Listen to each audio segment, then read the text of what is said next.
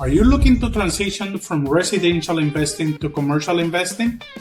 The PFI method will give you the blueprint on how to do it. Check it out. 10 terms that you need to know if you're new into commercial real estate. Number 1, cap rate. The cap rate is a quick number that investors use to see how quickly they're going to return from the property. For example, if you put $100 on one property and you bought it at a 10% cap rate, you're going to be getting 10% from the property each year from the income. That is going to depend on the NOI and all the expenses. Number 2, NOI, net operating income. The NOI is the net operating income. This is the income of the property after you take all the expenses. For example, you take off the taxes, you take the property insurance, you take the maintenance of the property. That is not including the mortgage. The mortgage is not included on the NOI. Be aware of that. It is just the expenses of the property for the year. With that number, you're going to be able to calculate the cap rate. It is calculated with the NOI, with the net operating income, not with the full income of the property. Keep that in mind. Number 3, gross lease. A gross lease is when the tenant pays only one price for the rent and the owner of the property is responsible to pay for the taxes, for the insurance, and for the maintenance. You have a flat fee rent for your space that you're renting, or you as a landlord, you pay for everything from that one fee that you charge to the tenant. Number 4, triple net leases, all triple net. A triple net lease is a lease where the tenant pay for the base rent, which is the amount the landlord wants for his property, and also you are responsible for the net insurance, the net taxes, and the next common maintenance areas, or the CAM, the maintenance of the property. That means the yard, the common areas of the property, if there's a park, the parking lot, and all that stuff. The difference between the gross lease and the triple net lease is that it doesn't matter what happened with the taxes or the insurance on the property. If you're having a gross lease on your property, you are responsible for the taxes and the insurance if they ever go up, like it's happening right now in 2025. The triple net lease, the tenant is responsible for the taxes, for the insurance, and all the costs that is associated to the property. Number 5, anchor tenant. An anchor tenant is a big tenant with a big name that is located in one of the properties, for example, a big box retailer. I don't want to mention names.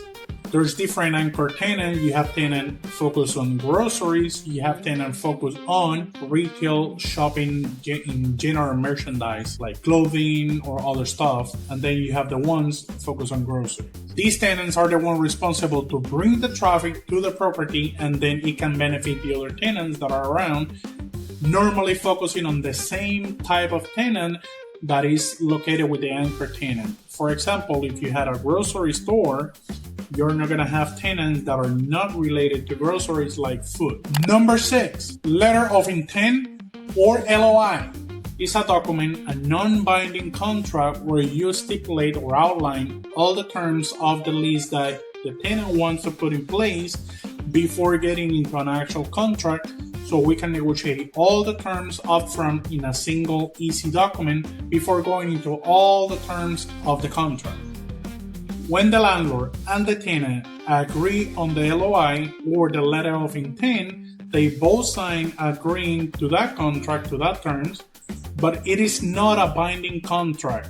With that, we need to go ahead and create a contract for the lease. Number 7, due diligence. The due diligence is the process where you research the property and everything you need to know before either buying the property, developing a piece of land, or putting your business. For example, if you want to put a certain business on certain property, you want to do the due diligence and see if the city will allow the business that you want to have into that property, if the zoning is proper into that property for your business, or if there's anything, any restriction or any environmental that is stopping your business for being in that property. For example, you might be looking for an industrial property to put a body shop auto paint. Even though my property is an industrial, the city will not allow to put an auto shop body paint because the city just doesn't want it. You discover that in the due diligence. Number 8, the appraisal. The appraisal is a research in value of the property. Different from residential, the commercial real estate appraisal is based on the income of the property. It is not based on the comparison of other properties that have sold around.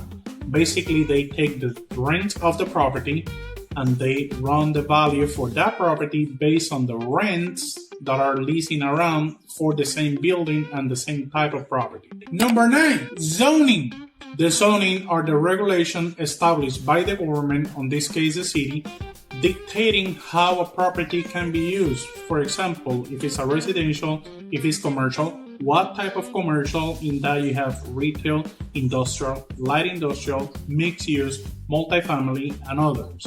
The zoning is the one that dictates if you can use the property that you want to use or you cannot use it. Number 10, pro forma.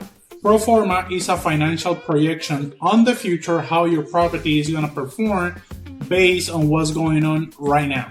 It uses the income of the property and the expenses to calculate how healthy or not are the finances on the property that you're looking at, and it helps investors and lenders assess if the purchase of the property for the price that you're trying to buy, if it makes sense or not.